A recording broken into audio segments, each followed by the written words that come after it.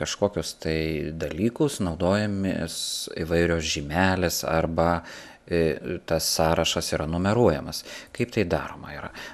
Paprastai numeracija prasideda, reiškia, naujoje eilutėje, spaudžiam kažkokią žymelę ir atsirado žymelė, rašau, reiškia, pavyzdžiui, pirmas dalykas, ir taip toliau, pavyzdžiui, toliau eina kažkoks tai tekstas, aš jį pabandysiu pasikopijuoti, kad daugiau būtų jo, reiškia, Ctrl+C ir toliau Ctrl+V spaudydamas, aš pridėsiu kelias eilutes, visą pastraipą, Enter spaudžiu, atsiranda antra tokia pat žymelė, vėl aš kopijuoju, reiškia, įklijuoju, vėl Enter ir vėl atsiranda tokia, taip, ir vėl Enter.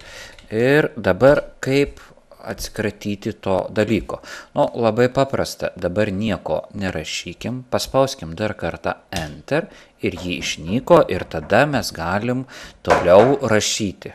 Iš kitos pusės, lygiai taip pat, jeigu aš Enter paspaudžiau, aš galiu tiesiog atspausti šitą mygtuką, dingsta, reiškia, ta žymelė, aš vėl galiu nuo pradžios pradėti rašyti. Galiu nuo teksto, jau čia yra tas tekstas su žymelėm, pasižymėti, žymelės nesižymėjos, galiu tiesiog atspausti ir nuimti visas žymelės, arba tekstą parašomės, pasižymim, paspaudžiam šitą ir visas jau šitas teksto gabaliukas yra su žymelėm.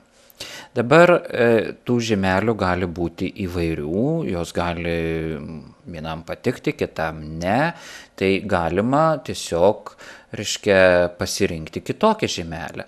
O čia, jeigu paspausiu, aš galiu pasirinkti tas žymeles įvairias iš esančio sąrašo, pavyzdžiui, šitokią žymelę pasirinkti. Galima rinktis dar kažkokią, nežinau, tokią žymelę galima rinktis. Jeigu jūs norit susikurti savo žymelę, tai čia yra komanda define, reiškia, naują žymę galima sukurti, spaudžiam šičia. Ir dabar mes iš kur tą žymelę imsim. Ar iš simbolių, ar iš paveiksliukų ir galim nustatyti tą šriftą. Toliau galima tą žymelę įvairiai lyginti. Apie tą lyginimą pakalbėsim, kai eis kalba apie skaičius. Bet paprasčiausiai pasiimkim simbol. Tai yra kažkokie šriftai. Jeigu aš pasiimsiu kokį nors tas pats panašiai langas kaip insert symbol, jeigu aš pasirinksiu wingding šriftą, tai man žymelė gali būti, pavyzdžiui, ir nežinau, koks čia gali būti, ir pavyzdžiui, kažkokia tai saulutė atseit, ir OK, paspaudžiu, turiu tokias, reiškia, paspaudžiu OK, turiu tokias saulutes. Taip yra. Dabar kaip galima pastumdyti tą tekstą ir žymes.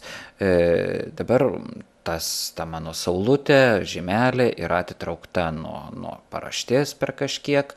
Jeigu aš bakstelsiu ant jos visos taip pasižymi ir paspaudžiu dabar kairę pelę, laikau nuspaudęs, aš galiu truputėlį jas patampyti, taip stovės.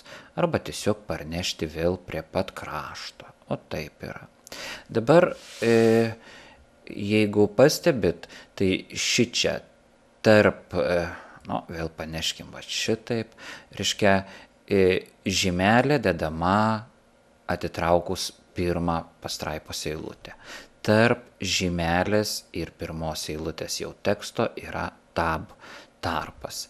Toliau visos kitos yra eilutės, yra atitraukiamos, reiškia, su atitraukimu pastraipos, hanging, reiškia kitų eilučių atitraukimu, ir galima tuos tris dalykus, pirmą eilutę, tab ir hanging, reguliuojant įvairiai tekstą tvarkyti.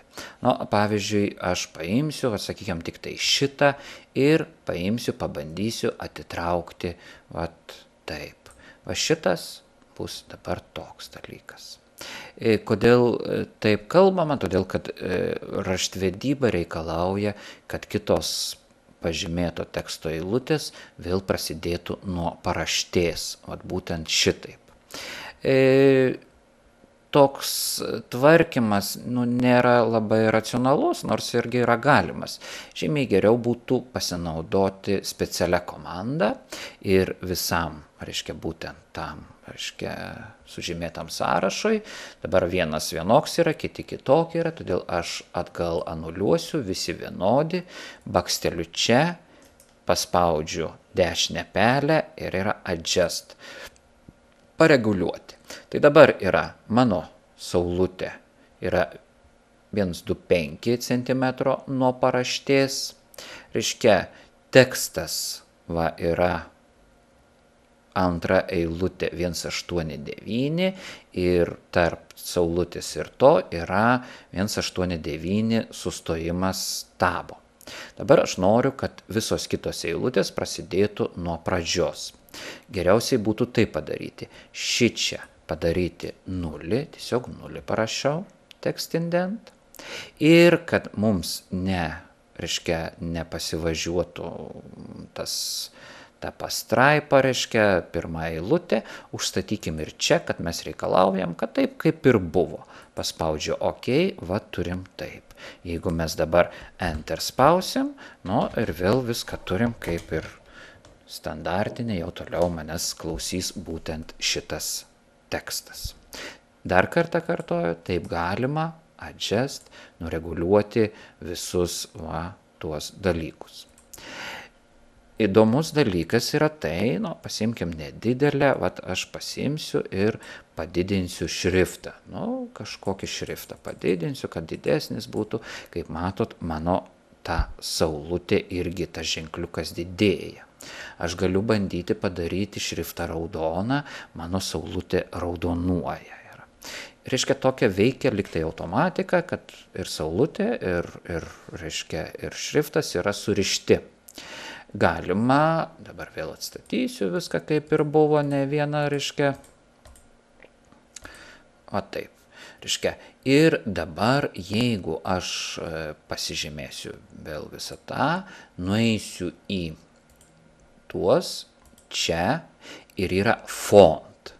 Kaip matot, šičia yra šriftas, būtent tos saulutės šriftas, ir jis yra neapibrėžtas. Yra vienintelis dalykas, kad ta saulutė yra wingding šrifte ir toliau nieko nėra apibrėžta, tai yra priklauso nuo šrifto. Aš galiu dabar paimti ir padaryti saulutę kokią nors labai didelę, sakykime, raudoną ir dar paryškintai ir taip toliau. Dabar sakysiu OK, dabar koks bebūtų tekstas, šriftas, saulutė bus visą laiką tokia ir ne kitokia. Jeigu aš ir didinsiu tą šriftą, vis tiek saulutė, kaip matot, lieka vienoda. Taip, ar mažinsiu, ar padarysiu kažkokio šrifto spalvą, galbūt tokia, saulutė jau, kaip pasakyti, nelabai nuo to priklauso. Sakykime, vėl automatik darau. Tai tas yra font. Retai kada naudojamas. Tai būtų apie, tokius sužymėtus sąrašus.